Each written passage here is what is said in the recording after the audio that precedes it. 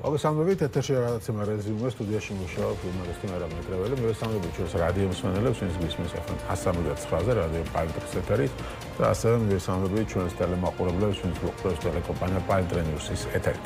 განაცემის პირველ ნაწილში ჩვენ ბათუმელი მედროშის თემურ ქათამაძის საქმეზე ვისაუბრებთ. როგორც თემურ ქათამაძის მეუღლემ გაავრცელა ინფორმაცია, დაკავებული აქტივისტი თურქეთში გადაიყვანეს.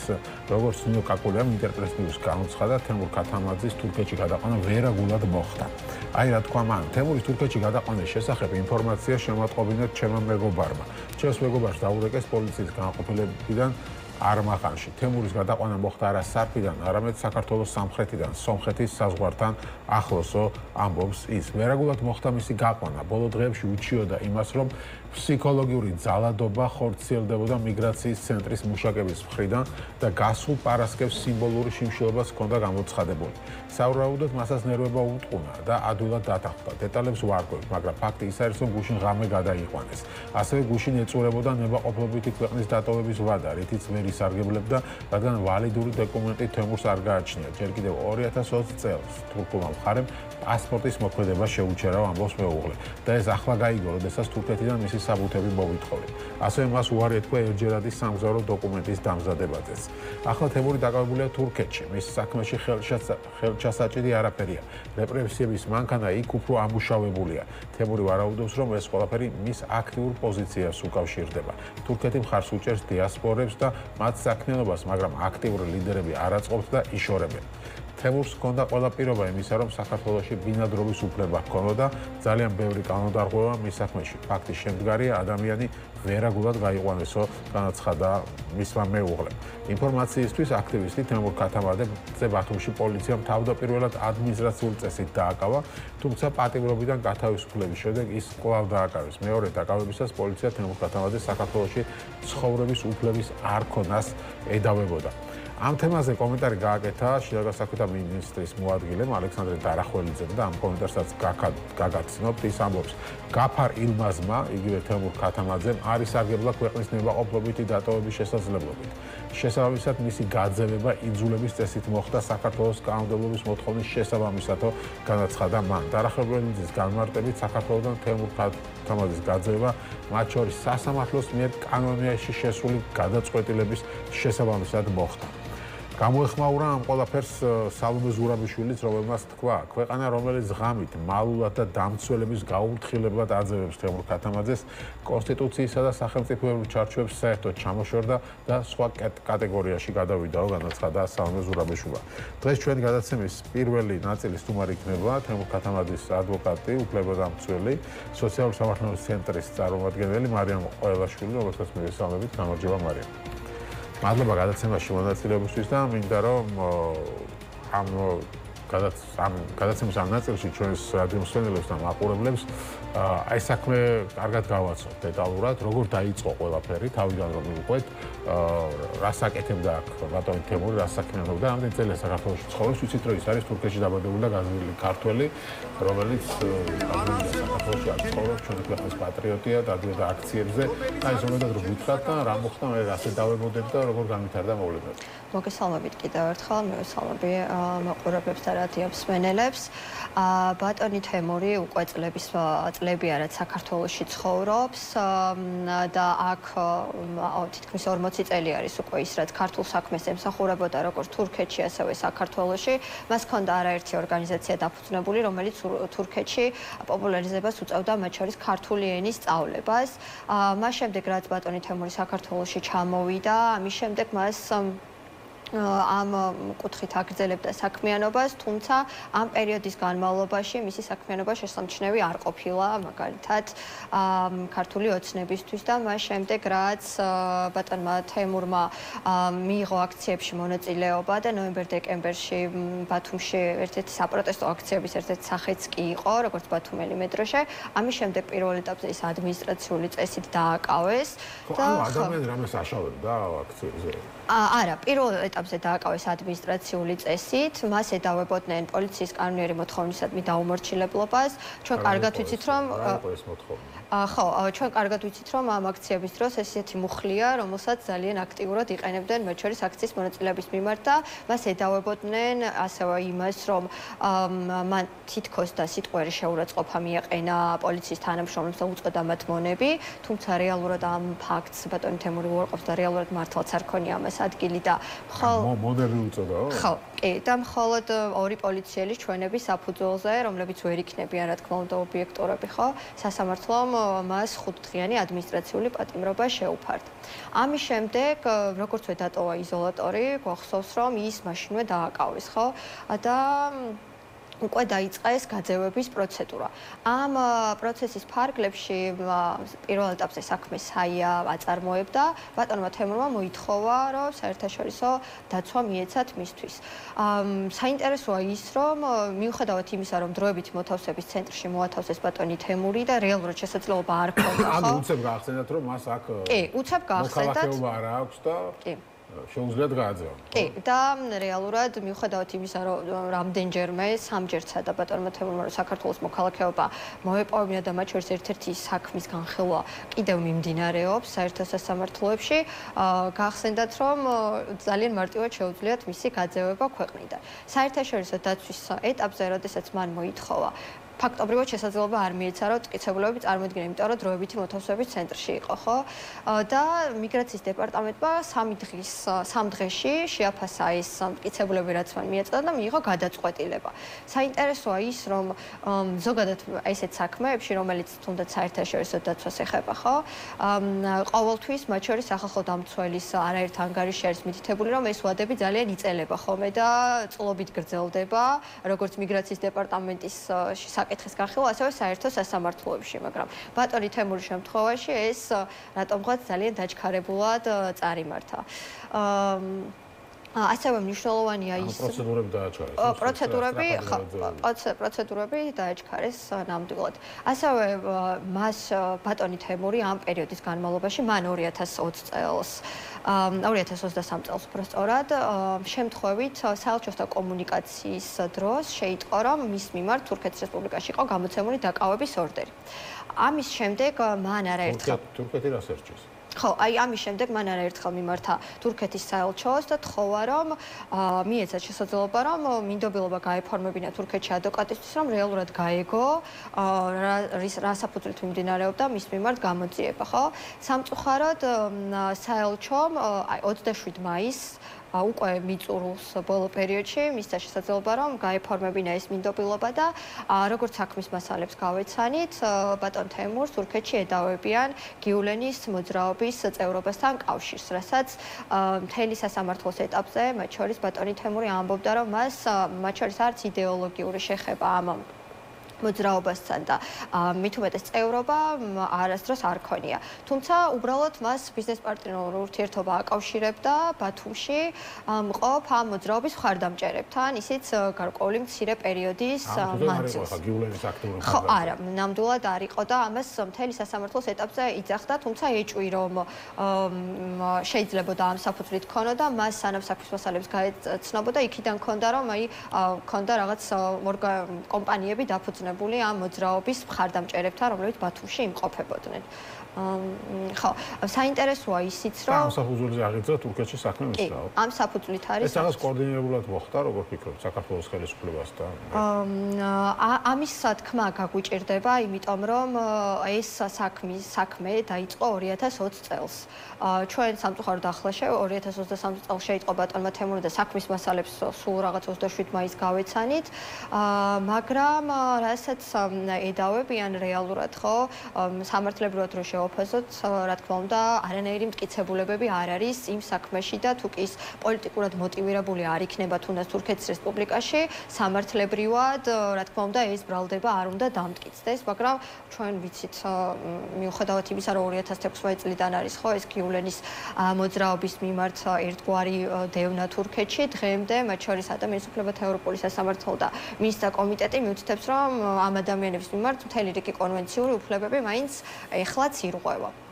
ასევე საინტერესოა ისიც, რომ ამ პროცესში, რომელიც საერთო სასამართლოებში ხო საქართველოში მიმდინარეობდა, მოსამართლეები, რომლებიც განიხილავდნენ ბატონი თემურის საკითხს სააპელაციო სასამართლოში, როგორც საერთაშორისო დაცვის გაძევების ეტაპზე, იყვნენ ისინი, რომლებსაც უკვე ერთხელ ჰქონდათ ბატონი თემურის საქართველოს მოქალაქეობის საკითხი განხილული და რა თქმა უნდა, უარი ჰქონდათ ამ საკითხზე ნათქვამი და ესეც მოქალაქეობას რა მოტივით არ აძლევდნენ საქართველოს? უსაფრთხოების საფუძვლით არ აძლევდნენ, ისიც ხოვდა საგამონაკლისო წესით მოქალაქეობის მინიჭებას და ამ საფუძვლით არ გასცა დადებითი დასკვნა იუსტიციის სამინისტრო. და ხო, აი ეს მოსამართლეები, რა თქმა უნდა, ეჭვს ნამდვილად, რომ როდესაც ერთ საქმეზე მიუხედავად იმისა, რომ განსხვავებულია უარს გეუბნებიან, მაინც არსებობს იმის ეჭვი, რომ ისინი ვერ იქნებიან მთლიანად ობიექტურები. ჩვენ გუშინ საჯაროთაც თქვით, რომ ბატონი თემურის საქმე მათ შორის საერთაშორისო ორგანიზაციების მხარდაჭერით და შესაძლებლობებით წავიღეთ როგორც ადამიანის უფლებათა ევროპულ სასამართლოში. ხელისუფლება ამბობდა, რომ სტრასბურგმა უარი უთხრა. ხო, აი ამასთან დაკავშირებით მიუხედავად იმისა, რომ ასაჩივრებით რას? ჩვენ ვითხოვდით სტრასბურგისგან დროებითი ღონისძიების გამოყენებას, რაც ნიშნავს იმას, რომ არ მომხდარიყო მისი ქვეყანაში გაძევება, მანამ სანამ არსებითად არ განიხილავდა სასამართლო ამ საკითხს. მიუხედავად იმისა, რომ სტრასბურგმა ამ ღონისძიების გამოყენებაზე უარი გვითხრა, ეს საქმე აუცილებლად მაინც გაგრძელდება საერთაშორისო დონეზე. სტრასბურგმა უარი თქვა უბრალოდ დროებითი ღონისძიების გამოყენებაზე, თუმცა შინაარსობრივად აუცილებლად სამომავლოდ შეფასდება, ხო არ ქონდა მაგალითად სამართლიანი სასამართლოს უფლების და სხვა უფლებების დარღვევას თქვა საქართველოში ადგილი. მიუხედავად იმისა, რომ სტრასბურგმა უარი გვითხრა, მერე ჩვენ მივმართეთ ასევე გაეროს ადამიანის უფლებათა კომიტეტს და იქაც ვითხოვდით დროებითი ღონისძიებას და გუშინ საჯაროთაც თქვით, რომ მნიშვნელოვანი იყო, რომ მიგრაციის დეპარტამენტის 15-დღიანი ვადა რაც ქონდა იმისთვის, რომ ეს გაძევების პროცედურები დაეგეგმა, მაქსიმალურად გამოეყენებინა და დალოდებოდა მათ შორის ამ გადაწყვეტილებას გაეროს. თუმცა აღმოჩნდა, რომ დღეს სამწუხაროდ ამ გადაწყვეტილებას ფაქტობრივად აზრი აღარ ექნება ბატონი თემურისთვის, იმიტომ რომ ის უკვე ამ ეტაპზე თურქეთში იმყოფება. ანუ მივედით იქამდე, როცა ის მეორედ დააკავეს იმის გამო, რომ არ აქვს საქართველოს მოქალაქეობაო და დღეს დადგეს გაძევების ეტაპი. აქ რამე პროცედურები იყო დარღვეული, ხა დაახლოებით ამბობს, რომ ან არის სარგებლო თავისნებით შეეძლო წასულიყო და არ წავიდაო. აი ამ ნაწილშიც ძალიან საინტერესოა ის, რომ მიუხედავად იმისა, რომ მიგრაციის დეპარტამენტმა მისცა მას ნებაყოფლობით გასვლის შესაძლებლობა და განუსაზღვრა ვადა,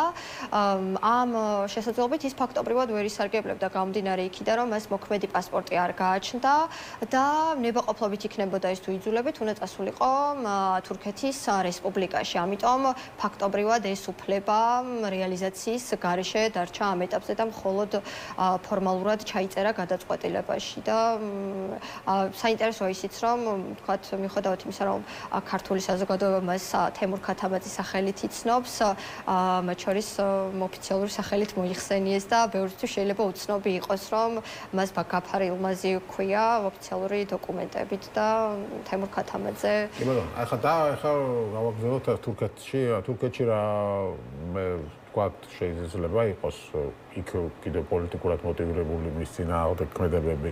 ანუ როგორც ვიცით, ახლა ის იქაც დაკავებულია, ხო? სწორედ იმის გამო რომ საქმე არის აღწრული. ხო, ამ ეტაპზე თურქეთში რა ელოდება მას?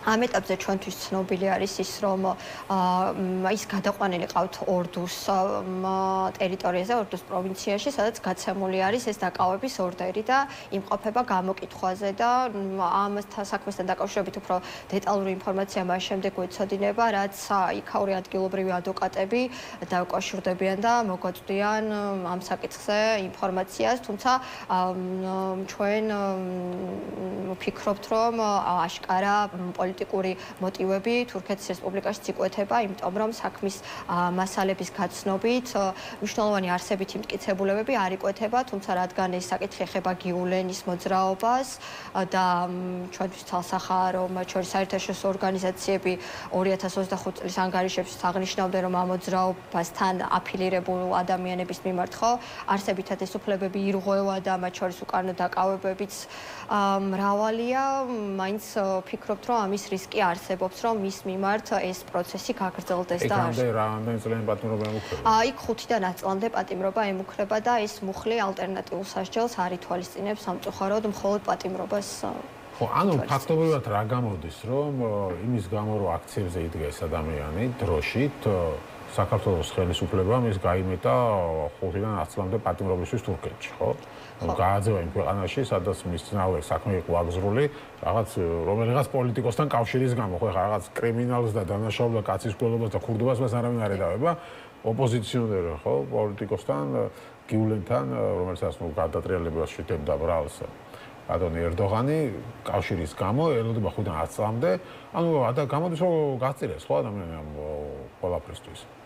ხო, მარტო იმის გამო რომ აქციებზე იდგა და დროშას იქნებოდა. ხო, მე არ ვიცი სხვას რას აშაღებდა ბატონი თემური. რეალურად ეს არის ზუსტად აქციებში მონაწილეობის შემდეგ გაახსენათ ბატონი თემური და ჩვენ მათ შორის 22 მაისს რაც ბათუმელებადან ეთგაზეთმა გაავრცელეს ინფორმაცია და ეს დოკუმენტები გახდა ცნობილი თუ რას ედავებოდნენ, ჩვენ მიგრაციის დეპარტამენტს მათ შორის განმეორებით დაცვაზეც მივმართეთ მოთხოვნით და ეს დოკუმენტები წარუდგინეთ და მიგრაციის დეპარტამენტმა წარმოებაშიც არ მიიღო ეს საკითხი. არა და ძალიან მნიშვნელოვანი იყო რომ ზუსტად ეს რისკები რაც თქვენ ახსენეთ სათანადოდ შეეფასებინათ შეიძლება თუ არა პოლიტიკურად მოტივირებული ყოფილიყო ეს ბრალდება მის მიმართ და არის თუ არა იმის რისკი რომ თქვათ მას პატიმრობა მიუსაჯა და იქ საპატიმრო დაწესებულებაში ეგრე ხდება როცა აჩვენებს ეჭირო იმ სხვა ქვეყანაში რომ მას პოლიტიკურად დევნიდან შენ გახუფლება რომ არ გადასცენ ხო ეხლა ჩვენთვისაც არ გადმოუციათ ბევრი პატიმარი სწორედ მაგ ეჭვის გამო და საქართველოს პერსპექტივით გააკეთა. ხო, ახლა ვიცი შეიძლება ხელისუფლების მომხრეები ფიქრობენ რომ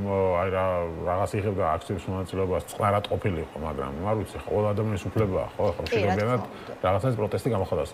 ის რატომ გადაწყვიტა ამ აქციებში მონაწილეობის მიღება ასე აქტიურად, იცით? ანუ რა იყო მისთვის მიუღებელი ყველაზე მეტად? ხო, მას საქართველოსთან ჩვენ ვიცით რომ ბატონი თემური არის მუჰაჯირების თავმავალი და ქართულ გენს და ასე ვთქვათ თურქეთში ყოფნის დროსაც მუდმივად ასაუბრობდა იმაზე რომ მნიშვნელოვანი იყო იქ მყოფ ქართველების თავმავლის ქართული ენა ისწავლათ, მას შემდეგ რაც საქართველოში ჩამოვიდა ამას საუბრობდა და ნუ როგორც ჩემთვის აქვს ნათქვამი, სწორედ საპროტესტო აქციებში მონაწილეობის მთავარი მიზანიც იყო ის, რომ მხარი დაეჭირა მათ შორის ნოემბერ-დეკემბერში მიმდინარე მოვლენებისთვის, იმიტომ რომ მისთვისაც როგორც ჩვენთვის და ყველასთვის ხო, სწორედ ევროკავშირში გაწევრიანება იმ უფლებების განხორციელება, რასაც ამდენი წელი ცდილობდა რომ ბატონ თემური რომ ვთქვათ ყოფილიყო დაცული როგორც თურქეთში, ასევე საქართველოში, ეს ძალიან მნიშვნელოვნად უკავშირდებოდა ამას და სამწუხაროდ ხო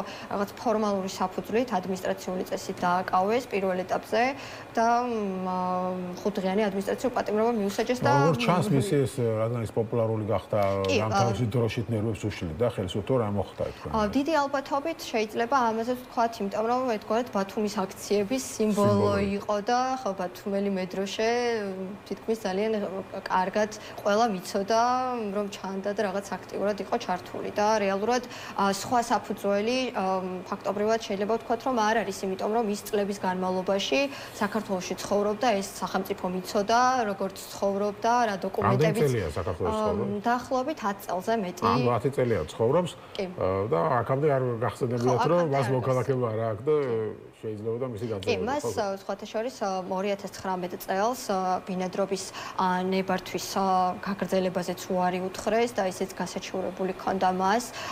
ბატონი თემური ამბობს, რომ მიუხედავად იმისა, რომ ის საქართველოში მუშაობდა და შრომით ბინადრობის ნებართვას ითხოვდა, მაინც დაუსაბუთებლად ამაზეც უარი უთხრეს და ნუ მას შემდეგ დაიწყო უკვე ცდილობები იმისა, რომ მოქალაქეობის გზით საქართველოში დარჩენილიყო, იმიტომ რომ მისთვის ძალიან მნიშვნელოვანი იყო სწორედ საქართველოში ცხოვრება, იმიტომ რომ თავს მიიჩნევს როგორც რა თქმა უნდა მუჰაჯირების თავმოვლად, ქართველად და ამიტომ ბოლო საუბარშიც მითხრა რომ პატიმრობაში ვიქნები თუ ვთქვათ როგორც იქნება, მინდა რომ საქართველოში დავრჩე და ამიტომ ამისთვისაც მზად იყო რომ თუ ვთქვათ ეს ხანგრძლივი იქნებოდა პატიმრობა, მაგრამ საქართველოში ყოფნა იქნებოდა შესაძლებელი. ხო, და კიდევ ერთხელ გავიმეორებ ხა კი რომ შევაჯამოთ ეს სიტუაცია, რაც მივიღეთ, რომ აქციებში მონაწილეობის გამო საქართველოს ხელისუფლებამ გადაწყვიტა ის გაეძევებინა თურქეთში სადაც მას სულ მინიმუმ 5 წლიანი პატიმრობა ემუქრება. ანუ მარტო იმის გამო, რომ ხა ეს ადამიანი რომელიღაც პოლიტიკოსთან დააკავშირეს და აქ საქართველოში კიდე მარტო იმის გამო, რომ დროშას იქნებდა აქციაზე. ხა ნუ წახეს არაკეთებდა და ამის გამო ხო ნუ ასეთ რაიმე შანსი არსებობს თურქეთიდან მისი დახსნის. ამ შემთხვევაში ჩვენ ადამიანის უფლებათა ევროპულ სასამართლოს რომ მივმართეთ, მათ პასუხი გაგვცეს, რომ იმ შემთხვევაში თუ კი იქნება რეალური რისკები მის მიმართ უფლებების დარღვევის, მას შესაძლებლობა იქნება, რომ დროებითი ღონისძიების გამოყენებისთვის მიმართოს სასამართლოს, მაგრამ როგორც უკვე აღნიშნე, სამწუხაროდ თურქეთიც ნაკლებად ითვალისწინებს ადამიანის უფლებათა ევროპული სასამართლოს გადაწყვეტილებას.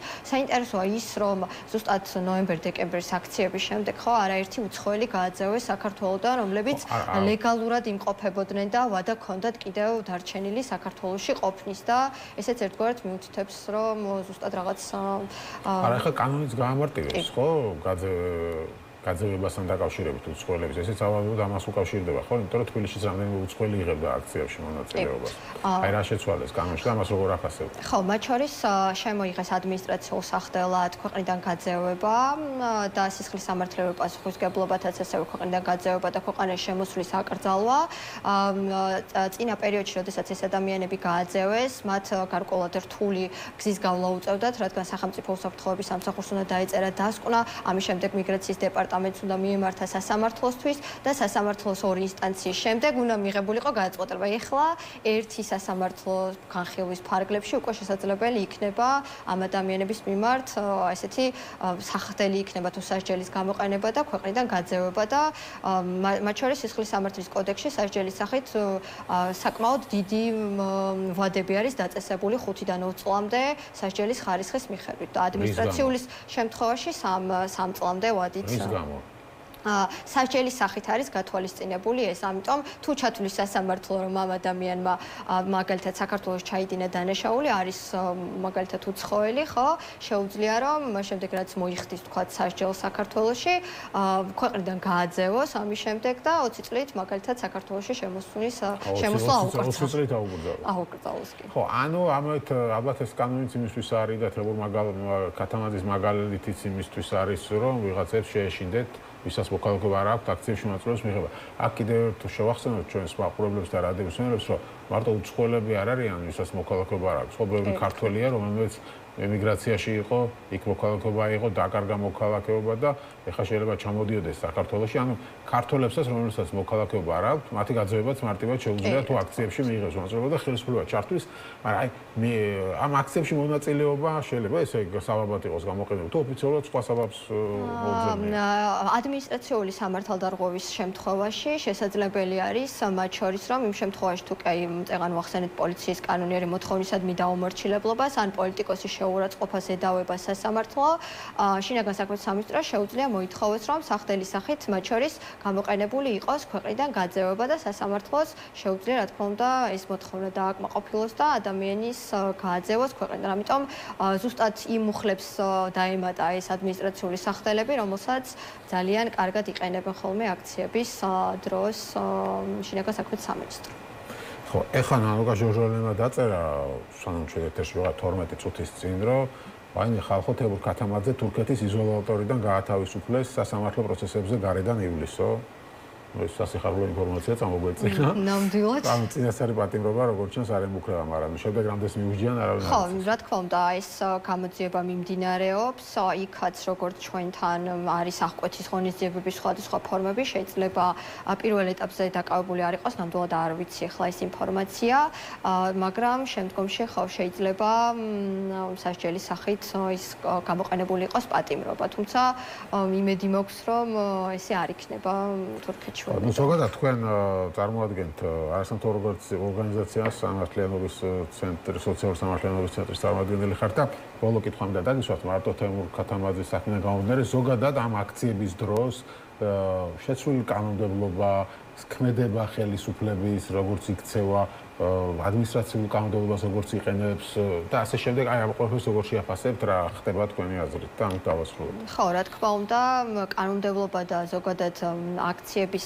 მიმდინარეობა რაც ვნახეთ, ხო, მათ შორის გადამეტებული ძალადობა რაც გამოყენებული იყო, ეს მიუთითებს იმაზე, რომ დიდი სურვილია, დიდი მონდომება, მათ შორის არაერთი ჯარიმა, მას შემდეგ რაც ჯარიმები გაიზარდა ხო, დღემდე ადამიანებს მისდით ჯარიმები გზის გადაკეტვისთვის, მაშინ როდესაც შინაგან საქმეთა სამინისტრო თვითონ კეტავს გზას და ამის შემდეგ გადადიან ეს ადამიანები ხო გზაზე. ეს არის რა თქმა უნდა იმის სურვილი, რომ ვთქვათ ეს საპროტესტო აქციები განელდეს და ყველანაირი ბერკეტი იქნას გამოყენებული და არ დარჩეს ვთქვათ შესაძლებლობა მათ შორის კანონმდებლობაში იმის რომ ვთქვათ ადამიანს დარჩეს იმის საშუალება რომ როგორღაც თავისი კონსტიტუციით გათვალისწინებული რაც არის უფლება ხო გამოხატვის თავისუფლება გამოიყენოს ისე რომ ან სანქცირებული არ იყოს ან ადმინისტრაციული პატიმრობა არ შეუფარდონ რომელიც 60 დღემდე გაიზარდა ამიტომ ხო ესეც ერთგვარად შეიძლება ითქვას რომ ადამიანებისთვის მაინც შიშის განცდა საჩენს იმიტომ რომ ბევრისთვის მაგალითად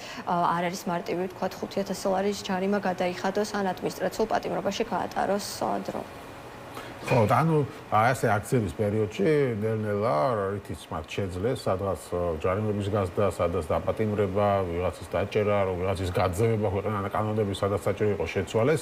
ეს ყველაფერი გაკეთა იმისთვის, რომ რაც შეიძლება ნაკლებ ადამიანს გაუჩნდეს სურვილი აქციაზე გამოსვლის, ხო? ესე შეგვიძლია შევაჯამოთ და რაღაც თავის მიზეზს ნაწილობრივ შეიძლება მიაღწიეს კიდეც, ხო?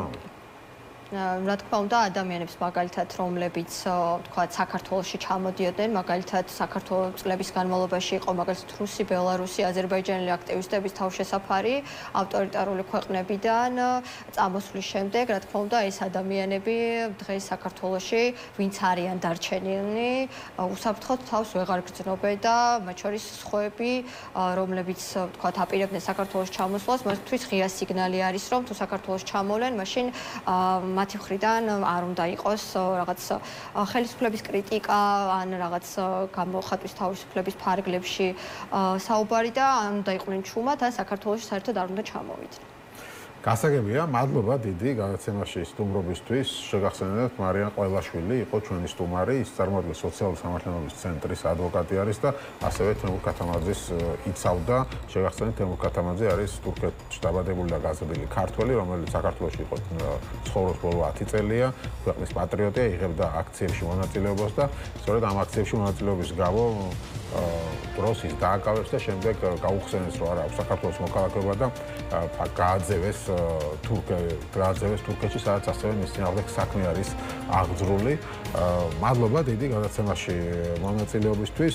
ჩვენ გვექნება ხა რეკლამის შემდეგ კი ჩვენ დაუბრუნდებით ამერიკაში მიმდინარე მოვლენებს. იცით რომ კალიფორნიაში არის არეულობა, ამ მოვლენებს სხვათა შორის საკმაოდ აქტიურად ავრცელებს ჩვენთან სამთავრობო მედია და იყენებენ სხვადასხვა პროპაგანდისტვის და შესაბამისად შევეცდებით აგიხსნათ თუ რა ხდება კალიფორნიაში ზოგადად რა ხდება აქციების მიმართულებით ამერიკაში. იცით რომ ტრამპმა ნიღბების დარებაც აკრძალა და ჩვენი ხელისუფლება ამბობს რომ აი ჯერ ჩვენ მივიღეთ შემდეგ ამერიკა მოგვბაძაო.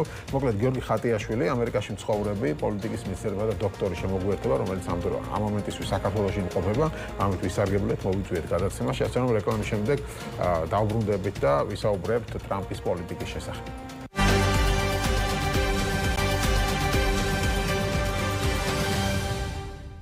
და საკითხებს მოგიწვევთ. მაშასე ჩვენ დავბრუნდით ეთერში. დონალდ ტრამპი აცხადებს, ლოს-ანჯელესს გავათავისუფლებთ. არ დაუშვებთ, რომ ამერიკულ ქალაქში უცხოელი მტერი შემოიჭრას და დაიპყროსო, განაცხადა მან. არმიის გმირების თაობებს შორეულ სანაპიროებზე სისხლი იმისთვის არ დაუღრიათ, რომ ენახათ, როგორ განადგურდებოდა ჩვენი ქვეყანა შემოჭრითა და მესამე სამყაროს უკანონობითო, თქვა ამერიკის პრეზიდენტმა. ტრამპის მტკიცებით, მისი ადმინისტრაცია ლოს-ანჯელესს გაათავისუფლებს. ის, რასაც თქვენ კალიფორნიაში ხედავს, არის სრულმასშტაბიანი თავდასხმა მშვიდობაზე, სადეოგადოებულ წესრიგსა და ეროვნულ სუვერენიტეტზე, რომელსაც უცხო ქვეყნის დროშებით შეერაღებული მეამბოხები ახორციელებენ ჩვენს ქვეყანაში უცხოური შემოჭრის გაგრძელების მიზნით. ჩვენ ლოს-ანჯელესს გავათავისუფლებთ, გავხდით მას კვლავ თავისუფალსა და უსაფრთხოსო, თქვა დონალდ ტრამპმა. მისი თქმით, ლოს-ანჯელესში ანარქია არ გაგრძელდება. ეს ანარქია ვერ გაძლევს. ჩვენ არ დაუშვებთ ფედერალურ აგენტებზე თავდასხმას, არ დაუშვებთ, რომ ამერიკულ ქალაქებში უცხოელი მტერი შემოიჭრას და დაიპყროსო, თქვა მან. შეგახსენებთ, რომ ლოს-ანჯელესში აშშ საიმიგრაციო და საბაჟო ახსნილების სამსახურის მიერ ჩატარებული რეიდების წინააღმდეგ საპროტესტო აქციები რამდენიმე დღეა მიმდინარეობს. აქციების მიმდინარეობისას პოლიციასა და მომიტინგეებს შორის შეტაკებები ხდება. სამართალდამცავების ინფორმაციით, შაბათს 27 ადამიანი დააკავეს, კვირას 40, ორშაბათს 114, სამშაბათს 197 და ქვეყნის პრეზიდენტმა დონალდ ტრამპმა ლოს-ანჯელესში ეროვნული გვარდიის 4000 ჯარისკაცი და საზღვაო ქვეითის განლაგების გადაწყვეტილება მიიღო, რაც სხვათა შორის აღაშფოთა კალიფორნიის გუბერნატორი. დემოკრატია ჩვენს თვალწინ თავდასხმის ქვეშაა, ამბობს კალიფორნიის გუბერნატორი. ეს მომენტი, დადგა ის მომენტი, რომლის შიშიც ჰქონდაო, თქვა მან კალიფორნიის გუბერნატორმა გევინ ნიუსომმა. აღარ არსებობს არანაირი კონტროლი და ბალანსი. კონგრესი არსად არის. სპიკერმა ჯონსონმა სრულად უარი თქვა ამ პასუხისმგებლობაზე, განაცხადა მან. საზოგადოებას მოუწოდა დაიცვან საკუთარი დემოკრატია, თუმცა გააფრთხილა თუ პირველი შესწორებით მინიჭებულ უფლებებს იყენებთ, მხოლოდ ეს მშვიდობიანად გააკეთებთ. მოკლედ ჩვენ დღეს ვისაუბრებთ თემაზე, რა ხდება ამერიკაში ამ მიმართულებით. რეკლამამდე ვთქვი, ამ თემას ჩვენი სამთავრობო მედია საკმაოდ აქტიურად იყენებს და აშუქებს, რომ აი ნახეთ ამერიკაში რა ხდება, ლოს-ანჯელესში გადაიწვა და ასე შემდეგ. ამას დაერთო ის, რომ დონალდ ტრამპმა იქ არმიაში იყვანა, დაერთო ის, რომ დონალდ ტრამპმა მიიღო გადაწყვეტილება აქციაზე ნიღბების აკრძალვის შესახებ, რაც მანამდე ჩვენთან მოხდა. საქართველოს ხელისუფლების წევრები ამბობენ, რომ რაღაცებს ჩვენ უფრო ადრე ვიღებთ და მერე ცივილიზებული ქვეყნებს გადააქვთ ჩვენგანო. მოკლედ გიორგი ხატიაშვილი არის ჩვენი სტუმარი, რომელიც დროებით იმყოფება თბილისში, ის ამერიკაში ცხოვრობს, იქ მოღვაწეობს, პოლიტიკის მეცნიერებათა დოქტორი არის. მივესალმებ მას, გამარჯობა. გიორგი, მადლობა გადაცემაში მონაწილეობისთვის. მე ქართულ ამერიკულ ურთიერთობებზეც კითხავ, მაგრამ მანამდე მითხარი აი ამ მოვლენების შესახებ, რომ უთხრათ ჩვენს რადიო მსმენელებს და ტელემაყურებლებს, რა ხდება ლოს-ანჯელესში კონკრეტულად, რატომ გამწვავდა ასე სიტუაცია. ხო, ლოს-ანჯელესის სიმპტომია იფეთქა, თორე ზოგადად მთელი ქვეყნის მასშტაბით რა ხდება, ხო? რაც პრეზიდენტი ტრამპი მოვიდა, თქვათ ამ დეპორტაციებმა და ქვეყნის შიგნით, თქვათ არალეგალი იმიგრანტების დაჭერამ იმატა.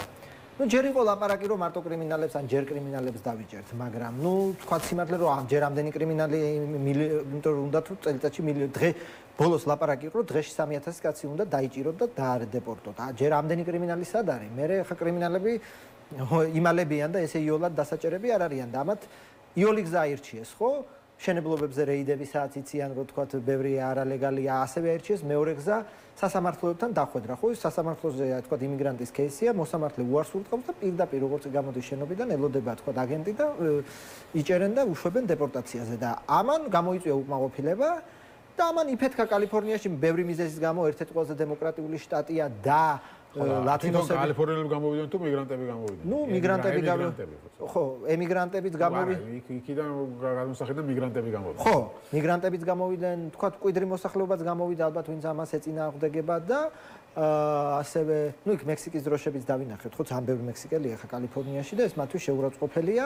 მათი იყო ერთ დროს. 1858 წლამდე შესაბამისად ამან იფეთქა. და იფეთქა და ეს ახლა ტრამპი ცდილობს ეს ასევე გამოიყენოს იმ კულტურულ პოლიტიკურ ომში, რომ აი თან კალიფორნია დემოკრატიული შტატია, რომ აი გვიჯანყდებიან რაღაცა და მე ისედაც არჩეულია როგორც წესრიგის პარტიის წარმომადგენელი და ახლა ცდილობს ეს კაცრი ხელი ითამაშოს და გაუშვას იქ ეროვნული გვარდია, საზღვაო ქვეითები, ასე შემდეგ, რომ შემდეგ თქვათ თავის ამორჩეველში თქვას, რომ აი ეს დემოკრატები არიან ქაოსის და უკანონობის პარტია და მე ვარ კანონიერების პარტია. რაც შეეხება მიღბების აკრძალვას, ესეც უნდა ითქვას, რომ ტვიტით ამერიკის პრეზიდენტი ვერაფერს ვერ აკრძალავს. კი ეს ჟღერს, მაგრამ არანაირი კანონქვემდებარე აქტი არ გამოუწია და სადავოა საერთოდ აქვს თუ არა იურისდიქცია, რომ ახლა კალიფორნიაში მიტინგზე ფედერალურ სისტემაში ამერიკის პრეზიდენტმა მიღბები აკრძალოს. ეგ ძალიან სადავოა. კონგრესს კიდე რაღაც შეუძლია და შესაბამისად ესეც თუმცა ეს კალიფორნიის გუბერნატორს ამდენად ეთანხმები, რომ აი დემოკრატია არის საფრთხის ქვეშ და კონგრესი ფაქტობრივად განულებულია. ეხლა ვერ აკეთებენ. ეს ბალანსის სისტემა დაირღვა ერთად. კალიფორნიის გუბერნატორს ცალკე დრამა აქვს, ეხლა იქ რომ უფლება არ ქონდა ჯარი შემოეყვანა და ეგეც ეხლა რა თქმა უნდა ქონდა ყველანაირი უფლება ამერიკის პრეზიდენტს მოახდინოს ეროვნული გვარდიის ფედერალიზაცია, როცა არეულობა შტატში და ეს ეხლა 60-იან წლებში ვიცით ყველამ ხო კენედისა და ეიზენჰაუერსაც უბრალოდ ეს გაუკეთებია, რომ სამხრეთის შტატებში სადაც სეგრეგაცია იყო და სეგრეგაცია რო დაეძლიათ. შესაბამისად, ამაში გევინ ნიუსამი არ არის მართალი. იმაში რომ ზოგადად ეხლა რაც ეს კაცი მოვიდა ეს თქვათ ეს ძალისმიერი პოლიტიკა გაძლიერდა, ამაში მართალია. სამართლებრივად თუ ბუკვალურ დონეზე რა თქმა უნდა თუ ამერიკის შეერთებულ შტატებში უკანონოდ ყოფნა უკვე არის კანონის დარღვევა. აქ ლაპარაკია რომ კი უმეტესობას ვისაც იჭერენ ნამდვილად წესიერი შრომელი, ეხა სტატისტიკა არ მინახავს, ვიღაცა ალბათ კრიმინალიც არის, მაგრამ შრომელ ხალხსაც იჭერენ, ახლა მშენებლობაზე რო არის რეიდები და სადღაც უბნებში, ხო იქ ეხა კრიმინალებს მაინც არ იჭერენ, ხო? შესაბამისად ესეც პრობლემატურია. ორ უკიდურესობას შორის ავართ. იქ ულტრამემარცხენე ბანაკი ითხოვს, რომ საერთოდ გააუქმეთ სადეპორტაციო პოლიცია და აი რაღაცა და აქეთ მხარე ითხოვს, რომ ყველა 13 მილიონი კაცი გაასახელოთ, რაც ასევე შეუძლებელია. და ამ პოლიტიკურ და კულტურულ ომში. ზოგადად ტრამპის პოლიტიკა მაინტერესებს შენი გადმოსახედიდან, არა მარტო ხა მიგრანტებს ერჩის, აღმოჩნდა რომ უნივერსიტეტებსაც ერჩის, ხო? იქ სადაც რაღაც პალესტინის მხარდამჭერი მიტინგები, უფრო მემარცხენეების, ჰარვარდს ერჩის, დაფინანსება შეუწყვიტა და საერთოდ უცხოელი სტუდენტების მიღება აუგზავნა. ესეც და დღეს გამოაცხადა, რომ აი ჩინეთთან შეთანხმებას მივახცეთო და ჩინელ სტუდენტებს ვასწავლითო. ხო. ეს ასე ვქოთ, ეხლა უკანა თარიღით შეიძლება ითარგმნოს, რომ ეს ჩინელ სტუდენტებს ზეწოლა ჩინეთზე ზეწოლის ნაწილი იყო, ასე ვთქვათ. ყოველ შემთხვევაში იყო, არ იყო, ესე გამოვიდა. ხო, ჰარვარდთან ომიც ეს არის ამ კულტურული ბრძოლის ნაწილი, რომ აი ლიბერალური ელიტარული უნივერსიტეტი, რომელიც მარტო გენდერის თეორიებში ამზადებს სტუდენტებს, არ გჭირდება და უცხოელები და ასე შემდეგ. რეალურად რა თქმა უნდა ჰარვარდი მარტო გენდერის თეორიის სპეციალისტებს არ უშვებს და ეს დიდი დარტყმა იქნება ამერიკისთვის. როგორც ის ლაპარაკი, რომ ეხა ბევრი უცხოელი სტუდენტია, კი ბატონო, მაგრამ ისიც უნდა ითქვას, რომ ბაკალავრის მიღმა მაგისტრატურაზე და დოქტორანტურაზე კი ბევრი უცხოელი სტუდენტია. თუმცა ეს უკვე ჩემი პირადი გამოცდილებით შემიძლია ვთქვა, რომ ამერიკის უმაღლესი განათლება უცხოელების გარეშე უბრალოდ შეიძლება ვერ გადარჩეს, იმიტომ რომ განსაკუთრებით აი ზუსტ მეცნიერებებში საუკეთესო ის უწყვეტი არიან უცხოელები, მაგრამ საუკეთესო ტვინები არიან და ეს ამერიკას ძალიან ეხმარება. და მე პირადად მინახავს სანთლის საძებერია ხოლმე ხანდახან ამერიკელი რომელიც წამოვა მაგისტრატურაზე, იმიტომ იმას უამრავი სხვა პერსპექტივა აქვს სამსახურის და ასე შემდეგ და რაღაცა კაპიკ სტიპენდიაზე რატო წამოვა და შესაბამისად ჯერჯერობით ეს სისტემა ამერიკისთვის წარმატებულად მუშაობდა. მაგრამ ეხლა ამერიკის პრეზიდენტი აცხადებს, რომ ამერიკელი უცხოელებს გადავყევით და ჩვენი ხალხია მისახედი ხო და ნახოთ ეს. ხო, ნუ კარგი ამბავიც გვაქვს, დონალდ ტრამპი და მასკი რიგდებიან. მოსკვა ბოდიშო იხადა რომ დავეტადი მომივიდაო ტრამპი ამბობს რომ შეიძლება მასთან შერიგება შესაძლებელია განვიხილოთ. მაგრამ ნუ ხა ეს გვერდით გადავდოთ, მაგრამ ტრამპი მინდა ახალი ელჩი გვყავს საქართველოს, ქალბატონ თამარ-ტალაშვილი აქამდე არ იყო და 2 დღეა სახელმწიფო არხებზე ყველაზე ხშირად ისმის სიტყვა აგრემანი. საქართველოს ელჩმა აგრემანი მიიღო რაღაც თითქოს ესე დიდი გამარჯვებას მივახციეთ და როგორ ფიქრობ რა ეტაპზეა დღეს ეს ურთიერთობები, აგერ მათიკაშვილი ამბობს რომ ჩვენ იმაზე მეცაც კი გავაკეთებთ სტრატეგიული ურთიერთობის აღსადგენად, ვიდრე აქამდე ვაკეთებდით, ასე შემდეგ. და გვახსოვს კობახიძის წერილი ტრამპისადმი, სადაც თავარი ფრაზა იყო ასეთი, რომ არა, დემოკრატია კი ვართო, მაგრამ აგერო საერთოდ დიქტატურებთან გაქვს ურთიერთობა და ჩვენთან რატო არ უნდა გქონდეთ ურთიერთობა, ნუ რომელიც ასე უნდა ვთარგმნოთ, რომ არ ვიყო დემოკრატია, რა პრობლემაა? ხო, ჩვენ აგერ მზად ვართ ამ ყველაფრისთვის და რამდენად შეიძლება ამაზე წამოვიდეს ტრამპის ადმინისტრაცია? თვითონ ისე უსვამდი ხას, რომ აი ადმინისტრაციის თეთრი სახლისგან მიიღო აგრემანი და ასე შემდეგ. ანუ თანხმობა რომ ელჩი გახდეს. ელჩი გახდეს. კი ბატონო, უნდა ითქვას ერთი რამე, რომ ელჩი თუ არ ვწდები და მე მგონი არ ვწდები, რუსეთსაც ყავს ამერიკაში. ანუ ელჩი ბელორუსსაც ყავს, მე მგონი ვენესუელასაც. არა, ვენესუელას საინტერესო кейსია 2000 გვაიდო რო აღიარეს, ვენესუელამ გაწყვიტა დიპლომატიური ურთიერთობა და რაღაც წლები გვაიდოს დანიშნული წარმომადგენელი თამაშობდა ვენესუელის ელჩის მოვალეობას ამერიკის შეერთებულ შტატებში. მაგრამ რო დაუბრუნდეთ, ელჩი წარმოადგენს სახელმწიფოს. ხო, ელჩი არ არის სასწავლმოქმედი. თუ სახელმწიფოს ასე ვთქვათ, ლიდერშიპის სურვილი არ იქნება, ან როგორც ამერიკული მხარე ხშირად ამბობს, შემხედრი ნაბიჯების გადადგმა, კიდევ ერთხელ ელჩი არ არის სასწავლმოქმედი. ელჩი რანაირად ვერ დაალაგებს ამ ურთიერთობებს, თუ თქვათ საქართველოს თავრობა არ გადადგამს შემხედრ ნაბიჯებს. მე ჯერჯერობით ჩვენ ვერ ხედავთ რომ ჩქარობდნენ ამ შემხედრი ნაბიჯების გადადგმა. სურვილი არის, სურვილი არის რომ აი ჩვენი დღის წესრიგით დაგვილაგდით. ხო, ანუ დაახლოებით ასე რამეს ეუბნება რომ ჩვენ აქ არაფერს არ შევცვლით. ფაქტობრივად შეიძლება ითქვას, რომ ქვეტექსტე იყო, რომ ავტორიტარიზმს დაგვიძახებთ თუ დიქტატურას დაგვიძახებთ, ამაფერს არ შევცვლით და ასეთი თუ მოგწონვართ, სადვართ გეთანამშრომლობთ. და ქვეტექსტია, რომ თქვენ მაინდა-მაინც აღარ ამახვილებთ უკვე დემოკრატიაზე და თქვენც აღარ გაინტერესებთ დემოკრატია და ამის მიღმა ვივაჭროთ და რაღაც საკითხებზე დავლაგდეთ. ხო, ეს სურვილი ნამდვილად არის, რა გამოვა ხო, ნუ ამას დაემატა ის, რომ თეთრმა სახმა გამოგზავნა ბოლო წვა მიხეილ ყაველაშვილს და რუბიომ საერთოდ სხვა რამე დაწერა და თითქოს ისე გამოჩნდა, რომ თეთრ სახლთან მოახერხეს რაღაც გზების მოძებნა სახელმწიფო დეპარტამენტთან ვერა. ნუ რეალურად ეხა საგარეო პოლიტიკას სახელმწიფო დეპარტამენტი განსაზღვრავს და მით უმეტეს საქართველოს კიდევ ერთხელ ვთქვათ, არ არის ისეთი მნიშვნელოვანი ქვეყანა, ხო, ის შუა ბიუროკრატიული რგოლი, რაც თუ ყველა არ გამოაგდეს, რაც ბაიდენის დროს განსაზღვრავს და დაახლოებით იგივე რგოლი განსაზღვრავს და შესაბამისად ჩვენ არა ვართ ისრაელი, უნგრეთი, კუბა, რომ ახლა ამერიკის პოლიტიკურ ელიტაში განსხვავებული აზრები იყოს ჩვენზე და ახლა სხვა ელიტა რომ მოვა, რაღაცა შეიცვალოს. ჯერჯერობით, რასაც ხედავთ, ელიტაში კონსენსუსია, ხო, რომ კრიტიკული კონსენსუსია. ჯერჯერობით კიმბერლი ლოუს გარდა რომ ვინმე თქვა სიტყვა შეაწიოს ქართულ ოცნებას, მაინდა-მაინც არ ჩანს, ხო? ხო, მაგრამ ნუ ფაქტია, რომ თეთრ სახლში რაღაც არხი გახსნეს, ხო?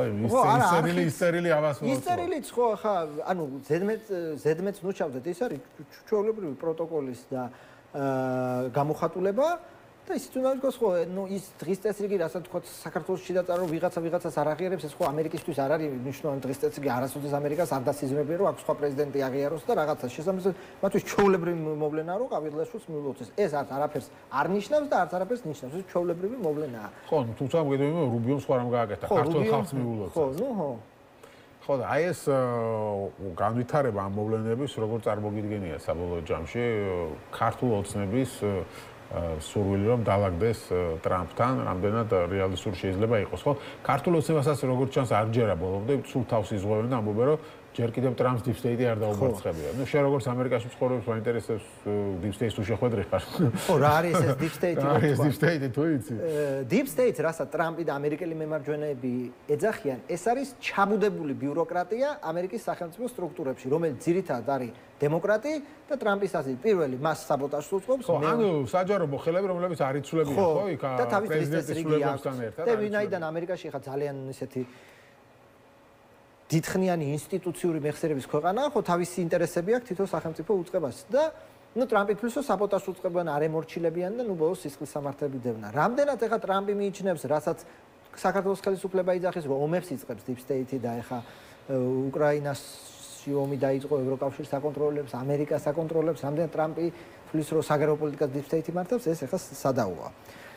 თუმცა ეს ამის ნიშნულად ეს რა თქმა უნდა ისეთი მოსახერხებელი ნიშნულია, რომ აი თუ ტრამპი deep state-ს დაამარცხებს, დავლაგდებით, ხო? არასოდეს ეს ნიშნული, რა არის ნიშნული, როდესაც ტრამპი deep state-ს დაამარცხებს. ხო, ეს ხო განგრძობითი და დაუსრულებელი ომია და შესაბამისად ყოველთვის შეგიძლია თქვა, რომ ვერ დაამარცხა და შესაბამისად ხო, არა, ანუ ეს იმის სათქმელია, რომ თუ ვერ დაალაგდება ტრამპ, ვერ დაალაგდებიან ტრამპთან იტყვია, რომ deep state ვერ დაამარცხა, თუ დაალაგდებიან, ხო, რომ დავამარცხეთ deep state-ს. შესაბამისად ამ კუთხით ეს ისეთი მონგებიანი თუ არა, ისეთი პოზიცია, რომ ყოველთვის დასახებს უკან გიტოვებს და რაც შეეხება ზოგადად, ჩემი აზრით, უფრო აი ეს გაურკვევლობა გაგრძელდება, იმიტომ რომ ერთიც ვერ ვხედავთ ქართული ოცნების მხრიდან სიჩქარეს მინიმუმ იმაში, რომ გადადგას ნაბიჯები და ამერიკელებიც არ ჩქარობენ არც ესკალაციას და არც დეესკალაციას. ახალი სანქციები არ მოდის და არ ძველი არ იხსნება. თუმცა ნუ უცნაურ ვითარებაში წავიდა ელჩი ამერიკის ელჩი საქართველოში. ხო, ნუ რას ფიქრობ და საინტერესო ვინ იქნება ახალი ელჩი, ამაზე ბევრი რამე იქნება და. ვინ იქნება, ეგ ცოტა გაიწელება მარტივ მიზეზის გამო, რომ ჯერ საქართველოსთან უნდა მიიღოს აგრემანი, მაგრამ ასევე სენატმა უნდა დაამტკიცოს და შესაბამისად ეს ცოტა გაიწელება. რაც შეეხება რატო გადადგა ელჩი, რა თქმა უნდა, ეს მე არ ვიცი, მაგრამ თუ ავიღებ თქვა კონტექსტს, ვიცით რომ უკრაინაში ამერიკის ელჩიც გადადგა და მე დაიწყო. ხო, იმან თქვა, ხო, რომ ტრამპთან მქონდა შეუთავსებობა. ხო და შესაბამისად შეიძლება ეს ვივარაუდოთ. დაემთხვა ის წერილის მოსვლა, ესენი აბრალებდნენ და საერთოდ არ გამოაქვეყნა წერილი, რატო არ აქვეყნებს და ნუ არ ვიცი, ხო, რა მოხდა რეალურად. პირადი განცხადებით ელჩი გადადგა და გავიდა პენსიაში, რაც ნიშნავს, რომ მას აღარ სურს ამერიკის დიპლომატიურ სამსახურში დარჩეს ამ პერიოდში. შესაბამისად შეიძლება ვივარაუდოთ, რომ შეიძლება გარკვეული თანხმობა იყო, ან არ სურდა ამ ამანდესტაციის ქვეშ მსახურობა. ხო, და ნუ კიდევ ერთ საკითხი ეს არის ეს მეგობარი აქტი, რომელიც ახლა სენატში არის განსახილველი, ამ მიმართულებით რა პერსპექტივა არსებობს? ხო, აქ უნდა ითქვას ერთი რამე. მიიღებენ, არ მიიღებენ, შეიძლება მიიღონ, შეიძლება არ მიიღონ. აქ ერთი საკითხია, რომ ამერიკის ადმინისტრაციას დღესაც სრული, თქვათ, ბერკეტი და კარდბანში აქვს, რომ ნებისმიერი სანქცია დააწესოს, რომელიც უნდა. უბრალოდ ეს, თქვათ, ეს მეგობარი აქტი ამ ხრივ სისტემატიზაციას ახდენს, რომ ავალებს რაღაცა, თქვათ, მოიკლიოს, გამოიძიოს, რეპორტები გამოაქვეყნოს, შეადგინოს. პერსპექტივა მე ვერ გეტყვით, ერთს ვიტყვი, რომ მაინდა-მაინც ოპონენტები არ ჩანან ამ აქტის სენატში. თუ თქვათ, პოლიტიკური ნება იქნა, რომ სრულობა მივცეთ, ალბათ სრულობა მიეცემა, თუმცა მიღების ეტაპზე და ახსულების ეტაპზე ეს იქნება ბერკეტი ტრამპის ადმინისტრაციის ხელში, რომ თქვათ უთხრას, რომ თუ რაღაცას არ გააკეთებთ, ჩვენ ამას უფრო სწრაფად ავასრულებთ ან სრულობას მივცეთ. შესაბამისად ეს მორიგი ბერკეტია, თქვათ, ტრამპის ადმინისტრაციის ხელში. ხო, და ნუ აქვე უნდა თქვათ, რომ ხა მოთხოვნა რაც არის ამერიკის მხრიდან ევროკავშირის მხრიდან, ეს არის ზოგადად დემოკრატიული რეფორმები, ხო? ალბათ იქ დაემატებოდა პოლიტპატიმრების გამოშვება, ხო, ნუ იმ პატიმრების, რომელსაც ოპოზიცია პოლიტპატიმრებს ეძახის და აქტივისტები და ალბათ ასეთ თulis, ხო, დასავლეთის რაღაც ნაწილიც, ამას დაემატება ალბათ და ახალი არჩევნების დანიშვნა ეს მოთხოვნა, ეს მოთხოვნები ხა საჯაროდ არ გაჟღერებულა, მაგრამ ვიცით, რომ ელჩი შეხვდა საგარეო საქმეთა მინისტრს, ამ გადადგებოდა და მე თქვა, რომ ჩვენ გავაცანით ის პირობები, რა პირობების დაკმაყოფილების შემთხვევაში ეს ურთიერთობები გადაიხედება. და ამის მერე საქართველოს ხელისუფლებას ხმა არ ამოუღია არაფერზე. როგორც ჩანს, ეს პირობები ისეთია, რომ შესრულება მათ არ უნდათ. ითხოვე, რომ აი ამის გარეშე დაგვილაგდეთ. ანუ ნახოთ რა გამბოვა. მოკლედ, მადლობა გადაცემაში სტუმრობისთვის. შეიძლება მე შიდა პოლიტიკაზე სასაუბრობითაც მოგიწვიოს, სანამ აქეთ იქნები. გიორგი ხატიაშვილი იყო ჩვენი სტუმარი, ამერიკაში მცხოვრები ქართველი პოლიტიკის მეცნიერებათა დოქტორი. ჩვენ მე დაგემშვიდობთ ხვალ და ხვალ 7:30-ზე შევხვდებით ერთმანეთს.